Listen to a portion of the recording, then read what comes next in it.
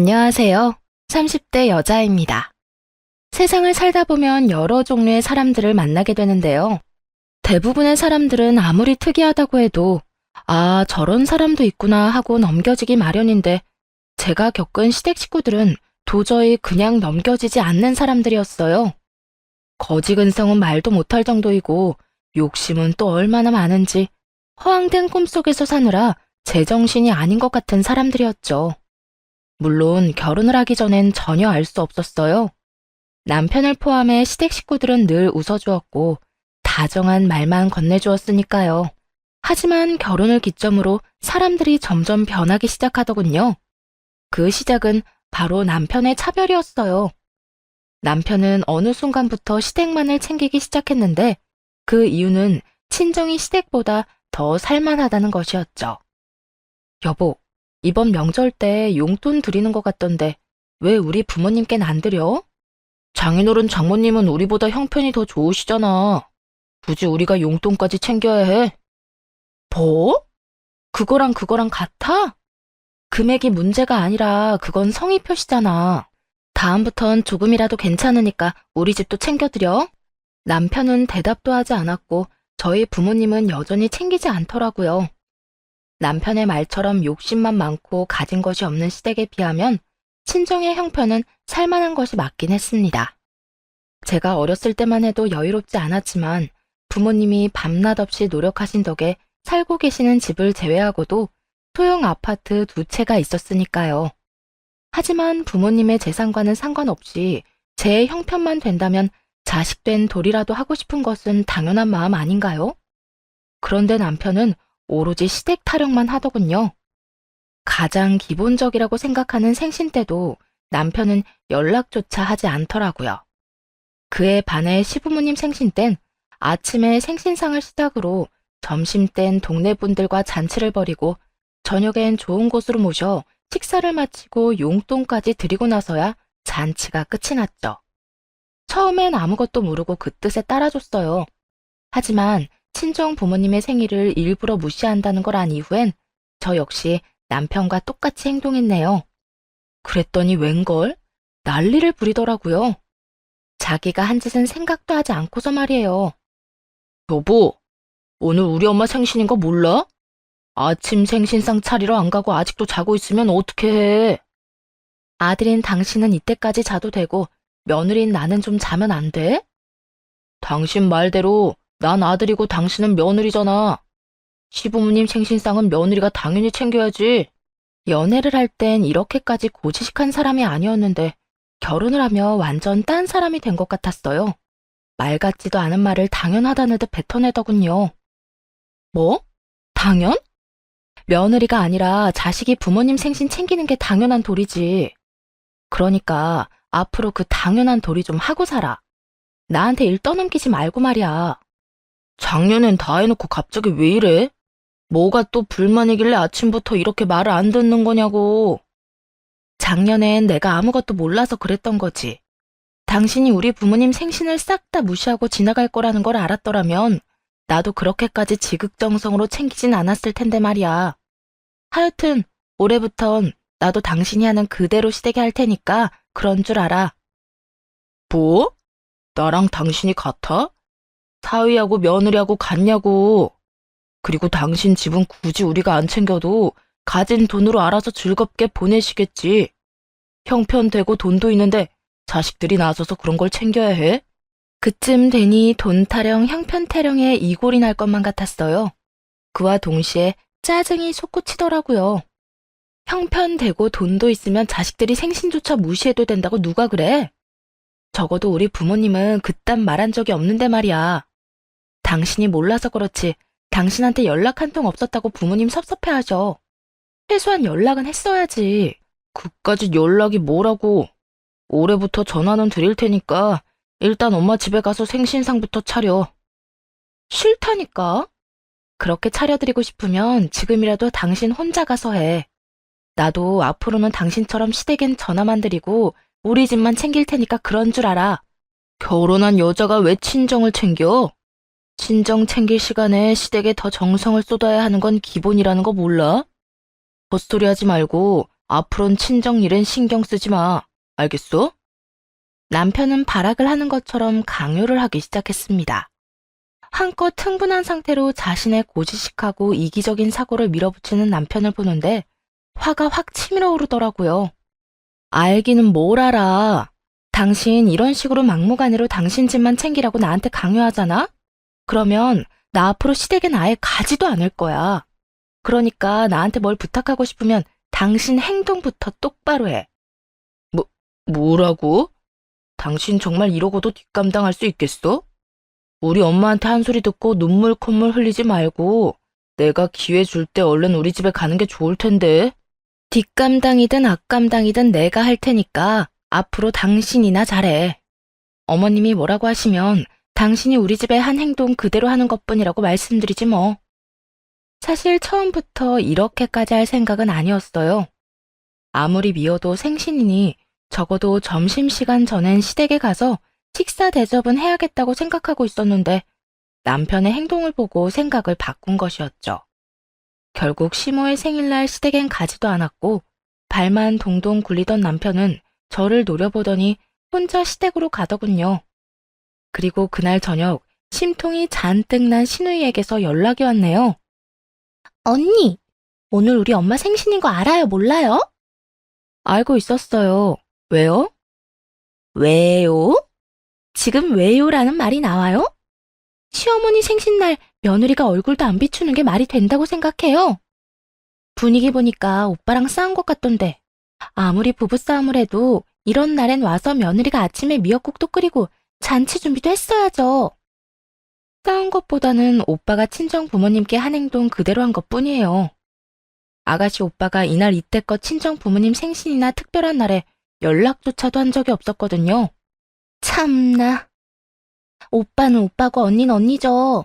오빠는 남자고 사위니까 불편해서 연락도 못할 수 있어도 언니는 며느리니까 그 도리는 다 해야 할 거 아니에요. 누가 시댁 핏줄 아니랄까봐 남편이 한 말을 그대로 읊고 있더군요. 시집은 가지 않았어도 그간 그나마 말이 통했던 사람이 시누이였는데 그런 시누이마저 저런 말을 당연하다는 듯 하고 있으니 어이가 없더라고요. 저도 며느리라서 시댁 불편한 건 매한가지인데 그러면 저도 오빠처럼 연락 안 해도 되겠네요? 언니는 불편해도 다 해야죠. 며느리잖아요. 아가씨, 며느리가 무슨 무적의 논리라도 되는 줄 알아요? 무슨 말이든 며느리잖아요. 하면 다 해결되는 줄 아냐고요. 며느리도 사람이고 며느리도 하기 싫으면 안 할 권리 있어요. 그러니까 언니 말은 오빠가 언니 친정에 신경도 안 써서 언니 역시 우리 집에 신경도 안 쓰겠다. 이 말이에요? 그렇죠. 눈에는 눈, 이에는 이라는 말이 괜히 있는 말이 아니에요. 전 결혼을 했을 뿐이지 시댁에 노예 계약을 한 건 아니거든요. 언니, 정말 해도 해도 너무하네요. 결혼한 여자하고 남자하고 같아요? 한 집안의 며느리로 한 남자의 아내로 살기로 결정할 땐 그 정도 차별 대우는 어느 정도 각오하고 결혼했어야죠. 같은 여자인 시누이가 저런 말을 하니 더 열이 오르더라고요. 언젠가 자신도 누군가의 아내가 되어 그 집안의 며느리가 될 텐데 한 치 앞도 못 보고 저러는 꼴이 우습기도 했고요. 아가씨나 시집가서 차별 대우 받고도 참고 사세요. 저는 그렇게 살 생각은 전혀 없으니까요. 요즘 세상이 어떤 세상인데 며느리한테 무조건적인 희생을 바래요? 전 앞으로도 오빠 하는 그대로 시댁에 할 거니까 그런 줄 알고 부모님 생신은 친자식들이 좀 챙기세요. 그렇게 전화를 끊어버렸고 그런 상황이 되니 이혼 생각이 떠오를 수밖에 없었어요. 하지만 결혼한 지 얼마 되지 않기도 했고 남편이 믿긴 했어도 아직 사랑하는 마음은 남았기에 생각만 할 뿐 결심은 하지 못하고 시간만 흘려보냈습니다. 남편은 여전히 친정엔 큰 신경을 쓰지 않았고 저 역시 시댁 행사에선 자연스럽게 배제되었고요. 가끔 신경이 쓰이긴 했지만 그래도 연락도 하지 않고 쓸데없이 보는 일도 없으니 그 점 하나는 좋더라고요. 남편도 그런 생활이 적응이 되었는지 다시 평소의 모습으로 돌아왔고 그렇게 크게 싸우는 일 없이 생활을 이어나가고 있었죠. 그런데 산 넘어 산이라고 이번에 시누이가 시집을 간다며 집안이 떠들썩거리더군요. 들었어? 정은이 의사랑 결혼한대. 무려 성형외과 의사. 정말? 축하할 일이네. 어머님 아주 좋아하시겠네. 당연하지. 지금 완전 난리가 났어. 들어보니까 집도 꽤나 산다는데. 역시 내 동생이라니까. 당신도 지금부터 내 동생한테 잘 보여놔. 혹시 알아? 간단한 시술은 그냥 해줄지. 됐어. 그런 걸로 괜히 아가씨 부담 주기 싫어. 그냥 아가씨한테 축하한다고 말이나 전해줘. 축하한다는 말만 전하고 여전히 신경을 쓰지 않는 척을 하긴 했지만 속으론 많이 불안했어요. 개념 없는 말만 쏟아내던 시누이는 돈 개념도 없는 편이라 간호사로 일한 지 꽤 오래됐는데도 불구하고 모은 돈이 하나도 없는 소위 말하는 취집이 꿈인 그런 사람이었거든요. 그런 시누이의 결혼 상대가 성형외과 의사라고 하니 걱정을 하지 않으려고 해도 걱정이 될 수밖에 없더라고요. 그러던 어느 날 시모가 직접 연락을 해서 시댁으로 좀 오라고 하더라고요. 그렇게 직접적으로 오라고 한 것은 그날이 처음이었기에 이유 모를 불안함을 안고 시댁으로 향했어요. 시댁엔 시모와 시누이가 기다리고 있었고 제가 도착하자마자 커피까지 가져다주며 과한 친절을 베풀더군요. 그리곤 준비한 말을 꺼내놓기 시작했죠. 아가, 들어보니까 바깥사돈 명의로 아파트가 있다고 하던데 그게 사실이니? 발뺌이라도 해야 하나 순간적으로 생각했지만 이미 남편에게 들은 듯 다 알고 물어보는 시모의 말에 빠져나갈 구멍이 보이지 않더라고요. 네, 그렇긴 한데 갑자기 친정집 이야기는 왜 물으세요? 그게 이번에 정은이 성형외과 의사한테 시집가게 된 건 들었지? 네, 축하한다고 아가씨랑 통화도 했었어요. 그래, 그런데 그 집에서 결혼 선물로 우리 예비 사위한테 병원을 개원해준다고 하더구나. 그 대신 집은 우리한테 마련하라고 하는데 너도 알다시피 우리가 그런 돈이 어디 있니? 그래서 말인데 그 아파트에서 우리 정은이네가 월세로 좀 살면 안 되겠니? 네? 월세요? 그래도 되는 거예요? 나중에 월세살이인 거 밝혀지면 난리 날 텐데요. 그거야 당연히 비밀이지. 우리만 조용히 하면 누가 알 거야? 일단 조건은 맞추는 척하고 시집은 보내야 할 거 아니야. 그래서 해줄 수 있다는 거야, 안 된다는 거야? 공짜로 살겠다는 것도 아니고 월세살이를 한다고 하니 고민스럽긴 하더라고요. 마침 세입자가 나갈 시기가 되기도 했고 시누이에겐 좋은 기회가 맞기도 했으니까요. 저에게는 손해볼 것 없는 상황이긴 했지만 확실하게 짚고 넘어갈 필요는 있는 문제이긴 했죠. 가능은 할 것 같은데 확실하게 할 건 하고 넘어갔으면 좋겠어요.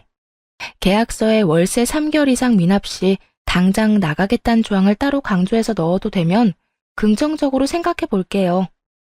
이 조건에 시모는 가만히 있는데 시누이가 갑자기 얼굴까지 붉히더니 짜증을 내기 시작하더군요. 다른 집도 아니고 원장님 사모님 자리에 시집 가는 건데 그까지 월세 밀릴까 봐요? 아무리 우리가 아쉬운 소리 하는 입장이라지만 진짜 가족끼리 너무하는 거 아니에요? 밀릴 일 없으니까 더더욱 그런 내용이 들어가도 상관없는 거 아니에요? 싫으면 딴 집 알아보세요. 저도 굳이 가족이랑 이런 일로 엮이는 거 싫으니까요. 부모님 대신 세입자 관리는 제가 하던 터라 월세 문제로 골머리도 썩어받게 확실히 하고 싶었고 그 상대가 가족이라면 더욱 확실하게 할 필요가 있는 문제라고 생각했어요. 제가 단호하게 나오자 시누이뿐만 아니라 시모도 꽤 당황한 듯 하더라고요. 하지만 이내 저 말고는 마땅한 수가 없다는 계산이 되었는지 상냥하다 못해 비굴한 모습으로 나오기 시작하더라고요. 넌 왜 괜한 말을 해서 분위기 이상하게 만드는 거야? 아가, 네 뜻대로 다 할 테니까 그 집만 우리 정은이네가 살게 해다오. 무슨 일이 있어도 비밀인 건 알고 있지? 그래요, 언니. 제가 결혼 앞두고 조금 예민해서 순간적으로 좀 욱했어요. 미안해요. 일단 언니 뜻대로 다 할 테니까 비밀만 좀 지켜주세요. 알겠으니까 월세만 밀리지 마세요. 제가 세입자 관리하긴 하지만 부모님 집이기도 하고 그 월세로 매달 부모님도 고정적으로 쓰시는 곳이 있어서 밀리면 정말 곤란해요. 일단은 알겠어요. 절대 밀리는 일 없도록 할게요. 그렇게 집 문제가 해결되고 나니 시누이의 결혼은 일사천리로 진행되었어요. 시누이는 시댁 기둥뿌리를 제대로 뽑아놓고선 시집을 가버렸고 남편은 신혼집에 세탁기와 냉장고를 사줬다고 하더군요. 상의 한마디도 없이 그런 큰 돈을 쓴 것은 짜증이 나긴 했어요. 하지만 하나뿐인 동생이 결혼하는데 뭐든 해주고 싶은 남편의 마음이 이해되지 않는 것도 아니었고 무엇보다 없는 집안에서 좋은 집안으로 시집 보내는 일에 괜히 말을 얹고 싶지 않더라고요. 그저 좋은 마음으로 시누이의 앞날을 빌어주고 싶었어요. 그런데 계약서에 도장까지 찍으며 찰떡같이 약속했던 시누이는 우려했던 대로 딱 4개월 동안만 월세를 내고 그 다음 달부터 소식이 없더군요. 처음엔 남편에게 이런 사실을 알리며 무슨 일이 있냐고 좋게 물었죠. 여보, 아가씨 월세가 늦어지는데 혹시 무슨 일 있어? 화를 낸 것도 짜증을 낸 것도 아니고 정말 저렇게 물었거든요. 그런데 남편은 제 말이 떨어지자마자 화를 내며 이렇게 말하더군요. 정은이 혼자 남편 몰래 돈 마련하느라 좀 늦는가 보지. 떼먹는 것도 아니고 가족끼리 정없이 왜 그렇게 닥달하냐? 좀 기다려. 마련하는 대로 준다고 하니까. 닥달하는 게 아니라 그냥 물어본 건데 왜 짜증을 내? 짜증 안 나게 생겼어. 아예 떼먹은 것도 아니고 좀 늦었을 뿐인데 그걸로 언제 주냐 무슨 일 있냐 꼬치꼬치 캐묻는데. 딱 한마디 했다. 내가 그것도 못해? 그것도 하지 마. 당신은 그럴 마음으로 하는 말이 아니라도 듣는 사람 입장에선 닥달하는 말 같아서 기분 나쁘니까. 내가 기분 더 나빠. 누군 그런 말 하는 게 쉬운 줄 알아? 나한테 이렇게 짜증을 낼 시간에 서로 기분 나쁜 일 없게 아가씨한테 늦지 말고 제때제때 넣으라고 하면 되겠네. 남편은 그저 저를 노려볼 뿐 다른 말을 하지 않더라고요. 그때부터였던 것 같아요. 남편과의 이혼을 진지하게 생각하게 된 것이 말입니다. 돈도 돈이었지만 남편의 정 떨어지는 행동에 제 마음 역시 차갑게 식어가고 있었어요. 그러는 사이 2달째가 되었고 이번에는 남편을 통하지 않고 바로 시누이에게 연락을 했죠. 아가씨, 월세 2달째 안 들어오고 있던데요. 기다리다가 이렇게 연락했어요. 연락을 하지 않으면 좀 기다리면 되지. 꼭 이렇게 연락해서 독촉해야 하겠어요?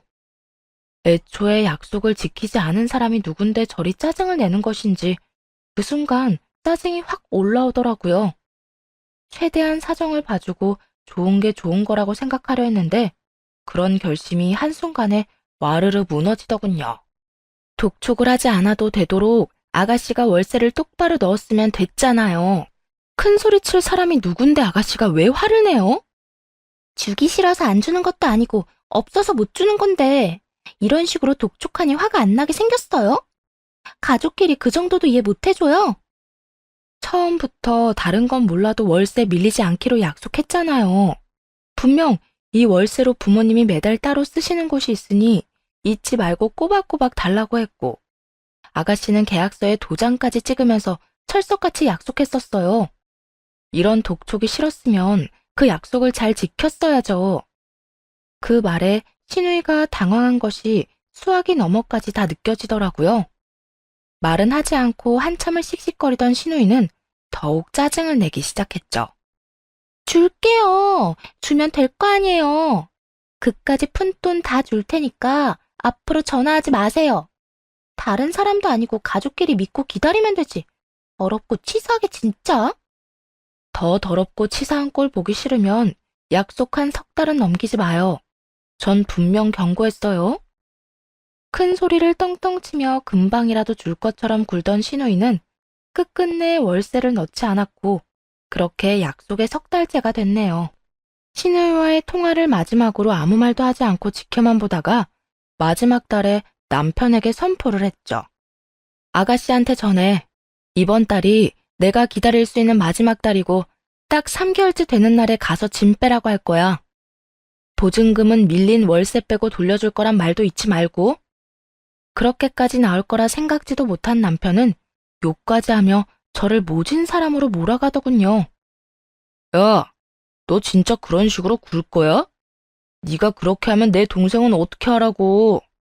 그까짓 돈 얼마 되지도 않는데 네가 장모님께 잘 말해주면 되는 일이잖아. 그까짓 얼마 되지도 않는 돈 그냥 주면 아무 일도 없을 텐데 안 주고 있는 사람이 할 말은 아니지 않아? 난 몇 번이고 말했어. 약속한 날은 지키라고. 진짜 대단하다 대단해. 너 때문에 정은이 이혼이라도 당해야 속이 시원하겠어? 그까짓 돈 때문에 사모님 소리 듣고 사는 애 이혼녀 만들면 그 속이 시원하겠냐고. 답답한 건 나도 마찬가지니까 그딴 말 길게 할 필요 없고 당신이 이렇게 난리쳐도 난 내가 방금 한 말 주워 담을 생각 없으니까 아가씨한테 똑바로 전해. 참 답답한 상황이 아닐 수 없었습니다. 처음 돈을 마련하기 어려운 상황이었을 때 사정을 설명하고 좋게 저에게 부탁을 했더라면 그렇게까지 최악의 상황은 되지 않았을 텐데 말이에요. 시누이고 남편이고 상황 파악도 제대로 하지 않은 채 큰 소리만 치다가 제 마음까지 차갑게 식게 만들었으니까요. 시간은 계속 흐르고 있었고 남편을 비롯해 시누이와 시모는 초조하긴 초조했는지 저에게 갖은 애를 쓰며 잘해주기 시작하더군요. 언니, 이거 제가 시댁에 가져다 드리려고 한 갈비찜인데 언니도 좀 주려고 가지고 왔어요. 언니 이거 좋아하잖아요. 그래, 아가. 정은이 얘가 이거 오늘 새벽부터 일어나서 혼자 다 했다고 하더구나. 입맛에 맞을진 몰라도 정성을 생각해서라도 맛있게 먹어주려무나. 지금 청소 중이라 다 해놓고 조금 있다가 먹을게요. 청소? 정은이 넌 뭐하니? 언니 청소 대신 안 해주고. 아가, 정은이한테 다 시키고 넌 앉아서 밥부터 먹어. 내가 차려줄 테니까 가만히 앉아있기만 하거라. 그래요, 언니. 제가 바닥에 광이 나게 청소 다 할 테니까 언니는 가만히 앉아서 엄마가 차려주는 밥이나 맛있게 먹어요. 이제 와서 제 환심을 사서 월세 걱정 없이 그 집에서 살려는 검은 속내가 어찌나 훤히 보이는지 그저 헛웃음만 나오더라고요. 두 사람보다 더 추악한 건 남편 놈이었죠. 욕을 하며 난리를 부릴 때는 언제고 세상에 둘도 없는 애처가인 척 제 다리를 붙잡고 안마를 다 해주더라고요. 여보, 오늘도 고생했어. 많이 힘들었지? 나 앉아서 일해서 다리 아플 일도 없는데 웬 안마야? 그냥 평소에 구두 많이 신고 다니니까 아프겠다 싶어서. 갑자기 그런 생각이 들었다고? 왜 안 하던 짓을 하고 그래? 하나도 안 아프니까 그만해. 가만히 좀 있어봐. 다리를 이렇게 잘 풀어줘야 피로도 풀리고 여자한테도 좋은 거야. 앞으로는 자주 해줄게. 갖은 아양을 떨며 눈치를 살피는 남편을 보는데 남편 놈이 드디어 정신을 차렸구나 하는 생각보단 이렇게 수가 얕은 한심한 놈이었구나 하는 생각밖에 들지 않았네요. 거기에다 이혼을 결심하게 된 결정적인 이유는 우연히 본 카톡 대화방이었어요. 그건 바로 시누이와 남편이 나눈 것이었는데 두 사람은 제 예상을 한치도 벗어나지 않는 계획을 세우고 있더군요. 오빠, 언니 기분 좀 어때 보여? 괜찮은 것 같아. 나도 나지만 너랑 엄마도 날마다 와서 집안일 다 해주고 있잖아. 그래서 그런지 많이 유해졌어. 그러면 한동안은 월세 이야기 안 꺼내겠지? 나 진짜 돈 나올 것도 없고 이 집에서도 쫓겨나면 안 된단 말이야. 바로 이혼당할 수도 있어. 걱정하지 마. 네 언니 요즘 기분 좋아 보이니까. 한동안은 고생하더라도 엄마랑 네가 우리 집에 와서 살림도 좀 해주고 그래. 그렇게 기분 맞춰주다 보면 월세 달라는 말 안 할 거고 공짜로 그 집에서 살 수 있는 거야. 명의만 네 명의 아닐 뿐이지 그냥 네 집 되는 거라고. 그렇겠지? 정 안 되면 오빠가 월세 좀 내주면 안 돼? 아무래도 불안하단 말이야. 오빠가 그런 돈이 어디 있어. 너 시집 갈 때 가전해준다고 긁은 카드값 아직 내고 있어. 그러니까 잔말 말고 네 언니한테 잘해. 더럽고 치사하다는 말 좀 그만하고. 알겠어. 나는 잘하고 있으니까 오빠나 언니랑 싸우지 말고 비위 잘 맞춰줘. 두 사람의 문자를 보는데 화가 나기는커녕 한치의 어긋남도 없이 너무 예상 그대로여서 웃음만 나더라고요. 그날 이후 굳이 그 인간들이 베푸는 호의를 거부하지 않고 그대로 받으며 여유롭게 이혼을 준비하기 시작했네요. 더는 남편을 사랑하는 마음도 없을 뿐더러 해준 것도 없이 바라기만 하는 그 인간들에게 질릴 대로 질려버렸으니까요. 그래서인지 이혼을 준비하는 그 마음도 가볍더군요. 그렇게 석 달이 되던 날, 명도 소송을 위해 중도 해지 내용 증명을 신우이에게 보냈습니다. 다시 말해 월세가 밀렸으니 집에서 당장 나가달라는 통보였죠. 이것 때문에 신우이의 남편은 그 집이 자가가 아닌 월세임을 알게 되었고 그 월세마저 밀렸다는 사실을 알게 되었다고 하더군요. 그런 상황까지 예상한 것은 아니었는데 뜻밖의 수확이긴 했네요. 언니, 집으로 그딴 걸 보내면 어떡해요. 남편이 집에 있다가 서류 내용 다 보고 지금 난리 났다고요. 소송 걸기 전에 거쳐야 하는 절차라고 해서 보냈을 뿐이에요. 누가 먼저 받아보는 것까지 내가 생각해야 할 이유도 없었고요. 그러게 이런 일이 일어나기 전에 월세를 냈으면 됐잖아요. 뭐라고요? 소송?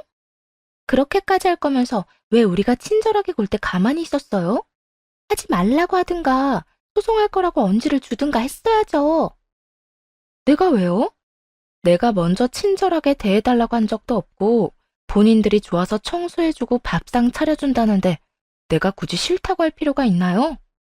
어쨌든 명도 소송도 준비 중이니까 험한 꼴 더 보기 싫으면 집부터 비워요. 진짜 1억이에요?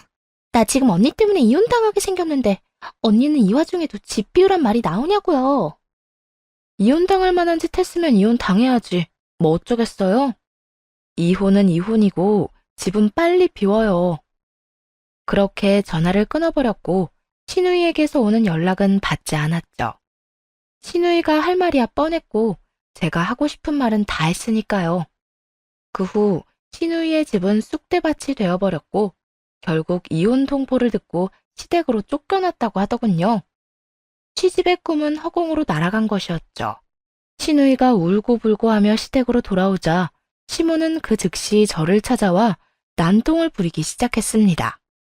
너 때문에 내 딸 꼴이 어떻게 된 줄이나 알아? 사모님 소리 듣던 내 딸이 지금 이혼당하게 생겼어. 어떻게 책임질 거야? 내 딸 인생 어떻게 책임질 거냐고. 월세 내라고 몇 번이나 말했는데 내라는 월세는 안 내고 얕은 잔머리나 굴리니까 그런 꼴을 당하는 거라고요. 너 지금 내 딸 인생 망쳐놓고 계속 그 월세 타령을 하고 싶어? 평생을 사모님 소리 듣고 살 애를 이혼녀 만들어 놓고? 내 다시는 그 월세 이야기는 하지도 못하게 만들어주마. 시모는 그대로 저에게 돌진하더니 머리채를 잡으려 손을 뻗었고 전 그 손을 붙잡아 있는 힘껏 밀어버렸네요. 시모는 바닥에 털썩 주저앉은 채 입에 담지도 못할 욕을 하며 악담을 늘어놓기 시작했죠. 저 모진 것, 이 나쁜 것. 네가 감히 시어머니한테 이딴 짓을 하고도 무사할 거라 생각해? 내 아들이 널 가만히 둘 거라 생각하냐? 이 피도 눈물도 없는 나쁜 것 같으니라고. 아, 그쪽 아들이요? 걱정하지 마세요. 그쪽 아들이 뭘 하기 전에 내가 먼저 이혼할 거거든요. 그러니까 가족도 뭣도 아닌 내 집에서 그러고 있지 말고 얼른 내 집에서 나가주세요, 아줌마. 그 자리에서 시모에게 바로 이혼 이야기를 했고 시모는 아줌마라는 말에 충격이 큰 듯 자리에서 벌떡 일어나 삿대질까지 하며 화를 내기 시작했죠. 뭐? 아줌마? 너 진짜 미쳤어? 어디서 감히 네 입으로 먼저 이혼 이야기를 꺼내는 것도 모자라 하늘 같은 시어머니한테 아줌마라고 하는 게야. 하늘? 아줌마 같은 사람이 내 하늘이면 이미 난 시궁창에서 사는 거나 다름이 없네요. 그러니까 애먼 사람 시궁창살이 그만 시키고 얼른 나가세요. 더 험한 꼴 당하기 전에. 시모는 그 말에 몸까지 바르르 떨며 다시 달려들었고 전 또 팔을 붙잡아 그대로 끌고 집 밖으로 던지다시피 쫓아냈죠. 그렇게 진상 한 명을 처리하고 나니 또 다른 진상, 남편이 집으로 달려오더라고요. 시모에게 모든 이야기를 전해 들었을 텐데도 이혼 이야기보단 신우의 말만 꺼내놓는 꼴이 참 대단한 가족애더군요. 정은이 당신 때문에 쫓겨났다는 게 사실이야? 도대체 어떻게 책임지려고 그딴 짓까지 한 거야? 입은 삐뚤어졌어도 말은 바로 해. 네 여동생은 그따위로 살다가는 언제 이혼당해도 이상하지 않는 상황이었다고. 간호사인 직업 하나 빼고 집안 성격까지 모조리 다 꾸며서 한 결혼 언제까지 지속될 거라 생각했는데? 당신 진짜 미쳤구나. 어떻게 한 사람 인생을 망쳐놓고 그딴 말을 할 수가 있어. 나 때문이 아니라 너랑 네 집안 때문에 망한 인생이니까 여기에서 책임 전가할 생각하지 말고 네 집에서 가서 네 탓 내 탓 따지고 살아. 우리 집 식구들이 뭘 잘못했다고 탓을 하란 말이야. 일이 이렇게 된 건 다 당신 탓인데 당신 이렇게 피도 눈물도 없는 사람이었어? 피도 눈물도 없는 사람이었으면 그런 내용 증명을 보내는 게 아니라 당장 이삿짐 센터부터 보냈겠지. 사다리차 말고 서류부터 간 걸 고맙다구나 생각해. 그리고 이거나 받아. 뭐라고 또 헛소리를 하려던 남편의 입을 막고 싸놓았던 짐을 남편에게 던져주었어요. 짐가방을 내려다보던 남편은 그제야 상황 파악이 조금씩 되는 듯 말까지 더듬기 시작하더군요. 이게 무슨 짐이야? 설마 나가라고? 엄마한테 이혼한다고 했다더니 설마 그 말 진심이었던 거야? 당연히 진심이었고 이제 내 진심 잘 알았으면 얼른 이 집에서 좀 꺼져줄래? 이 집에서 내가 왜 나가? 이 집 대출금 나도 같이 갚았거든? 가난한 집 아들이 집을 마련할 돈이 있었을 리도 없었고 제가 청약 당첨된 집 대출금을 조금씩 함께 갚은 것을 가지고 소유권을 주장하더라고요. 본인이 생각해도 뻔뻔하다 싶었는지 다 기어서 들어가는 목소리로 말이에요. 아, 그 대출금 몇 번 같이 낸 거? 그 대신 돈 없다는 핑계 대면서 본가금이랑 생활비 한 번 제대로 낸 적 없었던 건 기억도 안 나나 봐. 이혼 소송 하는 김에 그 소송도 같이 해야 그 입 다물고 얼른 나가지. 남편은 고개를 떨구고 어떻게 하면 그 난관을 헤쳐나갈지 고민이라도 하는 듯 아무 말도 없더라고요. 그 순간 오지 않았으면 섭섭할 뻔했을 시누이까지 집으로 와 저에게 원망을 쏟아내기 시작했죠. 너 때문이야. 너 때문이라고. 돈이 없는 집안도 아니고 돈도 많은 집에서 월세 가지고 꼭 그렇게 치사하게 했어야 했어? 내가 말했지. 애초에 계약서에 도장 찍은 사람은 너라고. 그리고 이 모든 일이 그냥 돈 때문에 일어난 일 같아? 다 너희 엿보인 거야. 앞에선 알랑방귀 끼고 뒤에선 얄팍한 수나 쓰니까 그딴 꼴이나 당하는 거라고. 뭐? 너 내 인생 망쳐놓고 네 인생은 탄탄대로일 것 같아? 내가 너 우리 오빠랑 이혼시키고 하는 일마다 쫓아다니면서 다 망하게 해버릴 거야. 어차피 네 오빠랑은 이혼할 거고 나 쫓아다니면서 그딴 짓 하면 이혼녀 딱지에다가 다른 딱지도 가지게 될 테니까 각오하는 게 좋을 거야. 어게 진짜. 오빠, 저거 가만히 둘 거야? 그냥 이대로 지켜만 볼 거냐고. 신우이는 말로는 저에게 당해내지 못할 것 같자 남편에게 도움을 구했고 남편은 그 자리에서 강제로 신우이의 무릎을 꿇리고 이렇게 말하더군요. 너 당장 네 언니한테 빌어. 잘못했다고 싹싹 빌란 말이야. 오빠, 갑자기 왜 이래? 지금 너 하나 때문에 나까지 이혼당하게 생겼다고. 나까지 이혼당하고 이 집에서 쫓겨나게 되면 네가 책임질 거야? 신우이는 생각지도 못한 남편의 반응에 많이 당황한 듯했지만 그럼에도 남편의 말에 따를 생각이 없는지 눈을 크게 뜨며 소리를 질러대더군요. 저게 나한테 어떻게 했는데 내가 왜 빌어? 빌려면 저게 나한테 빌어야지. 오빠, 나 사모님 소리 들으면서 평생 떵떵거리면서 살 수 있었어. 그런데 저것 때문에 다 망했다고. 너 호칭 똑바로 못해? 언니한테 저게 뭐야 저게. 그리고 네가 다 잘못해놓고 왜 네 언니 탓을 해? 얼른 언니한테 잘못했다고 빌지 못해? 네가 지금 고집 부려서 나까지 쫓겨나면 나 진짜 너 가만히 안 둬. 남편은 고함을 질렀고 신우이는 입을 다문 채 가만히 저만 노려보더라고요. 웃기지도 않는 상황이었죠.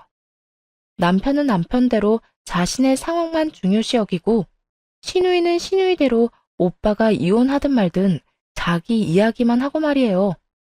이 상황에 웃음이 안 나오는 것이 이상하지 않겠어요? 남편은 계속 신우이를 닥달하고 있었고 결국 신우이는 울며 겨자 먹기로 저에게 사과를 하더군요. 언니, 제가 죄송했어요. 생각해보면 오빠는 언니 말처럼 제가 다 잘못한 건데 이혼까지 당할 처지가 되니까 너무 화가 나서 언니한테 화풀이했네요. 눈꽃만큼의 진심도 없는 신우이의 사과가 끝나자마자 남편은 내 눈치를 살피기 시작하더군요. 그리곤 그 사과가 먹히지 않는 걸 알아챘는지 더욱 강하게 신우이를 몰아세우기 시작했죠. 너 그게 사과야? 똑바로 싹싹 빌면서 사과 못해? 계속된 남편의 요구에 신우이도 폭발해버렸는지 눈물까지 쏟으며 남편의 말에 반발하더군요. 진짜 짜증나고 화나는 사람이 누군데 왜 계속 나한테 사과를 하라는 거야? 내가 뭘 잘못했는데? 이혼당하게 생긴 건 나라고 나! 신우이는 울고불고 하며 악을 썼고 전 신우이가 떨어뜨리는 그 눈물조차도 꼴 보기 싫더라고요. 됐어. 하기 싫다는 사과 억지로 시킬 필요도 없고 사과를 한다고 해도 받아줄 생각도 없어. 그러니까 내가 싸준 짐이나 들고 네 여동생이랑 내 집에서 나가. 조금만 더 기다려주면 안 될까? 내가 제대로 된 사과 받게 해줄게. 어? 누가 사과받고 싶다고 했어? 난 그냥 당신이랑 이혼하고 싶을 뿐이야. 그러니까 헛짓 그만하고 이 짐 들고 네 집으로 가서 나랑 이혼이나 빨리 해줘. 그게 내가 당신한테 마지막으로 바라는 거니까. 남편은 이것도 저것도 제 뜻대로 흘러가지 않자 신우의 옆에 무릎 꿇고 앉아 빌기 시작했습니다. 여보, 그러지 말고 한 번만 그냥 넘어가줘. 솔직히 내가 잘못한 일도 아니고 다 우리 집에서 잘못한 일이잖아. 당신이 잘못이 없어? 정말 그렇게 생각해? 내가 월세 살게 해달라는 것도 아니었고 돈 가지고 문제 일으킨 것도 내가 아니라 정원이잖아. 내가 당신한테 좋은 말로 월세 넣어달라고 했을 때 당신 나한테 화만 냈던 거 기억도 안 나나 봐? 그런 일 있기 전엔 내 가족들 다 무시하고 당신 집만 챙기라고 한 짓은? 내가 가만히 있어서 그렇지 당신이 나한테 한 짓 따지고 들자면 오늘 밤을 새워도 모자라. 그래, 내가 다 잘못했어. 난 그렇게까지 당신이 섭섭해할 거라고 생각도 못했어. 그땐 그냥 우리 부모님이나 여동생이 너무 불쌍하다는 생각에 그랬던 거야. 이혼할 마당에 사랑 타령을 바란 건 아니었지만 남들은 한 번씩은 다 한다는 사랑 타령마저 하지 않는 남편을 보며 다행이다 싶으면서도 화가 나는 건 어쩔 수 없더라고요. 남편에게 사랑이란 마음이 남지 않았다는 걸 진작 알고 있긴 했지만 그 순간 다시 한번 확인받는 것만 같아서 말이죠. 하지만 그 덕에 더욱 단호하고 냉정하게 흔들리지 않을 수 있기도 했네요. 그러니까 앞으로도 네 가족들 알뜰살뜰 잘 챙기면서 잘 살아. 나한테 구질구질하게 이러지 말고 말이야. 나한테 가족은 당신뿐인데 자꾸 누굴 챙기라는 거야. 나 앞으로는 방금 한 말처럼 내 가족은 당신뿐이란 생각으로 살게. 아니, 당신이랑 당신 부모님까지. 그러니까 한 번만 용서해주고 이혼 이야기는 없던 걸로 해주라. 응? 왜? 우리 아빠 집에서 네 여동생 공짜로 살게 하려고 했던 것처럼 내 집에서 네가 버는 돈은 네가 다 쓰면서 공짜로 살게? 내가 미쳤니? 그 꼴을 계속 보고 살게? 더는 긴 말 시키지 말고 당장 나가. 그걸 어떻게, 언제부터 알고 있었어? 우리가 월세 안 내려고 그랬던 거, 설마 그것 때문에 이혼하자는 거야? 그거 괘씸해서? 내가 이때까지 한 말은 코로 들은 거야? 물론 그 이유도 있겠지.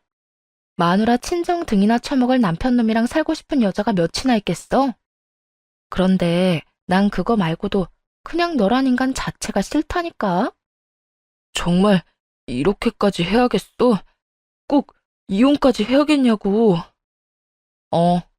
솔직히 말해서 당신 나 사랑 안 하잖아. 나도 당신 사랑 안 하고. 사랑도 없고 믿음도 없는 결혼 생활 지속할 이유도 없고. 나는 당신이랑 사람이랑 엮이고 싶지도 않으니까 당장 나가. 그렇게 고함을 고래고래 지르며 나가라고 하자 남편은 도저히 설득은 힘들겠다 싶었는지 입이 대빨 나온 시누이를 데리고 나가더군요. 그 후로도 계속 연락이와 저를 설득하려 했었지만 그대로 이혼을 진행했네요. 소송은 진행되었고 남편 시누이에게 위자료를 받고 이혼을 할 수 있었죠. 그 후 전 시모는 겨우겨우 장가 보내고 시집 보낸 딸 아들이 다시 돌아와 좁디 좁은 그 집에서 옹기종기 자식들을 끌어안고 산다고 하더군요. 그뿐만이 아니었어요.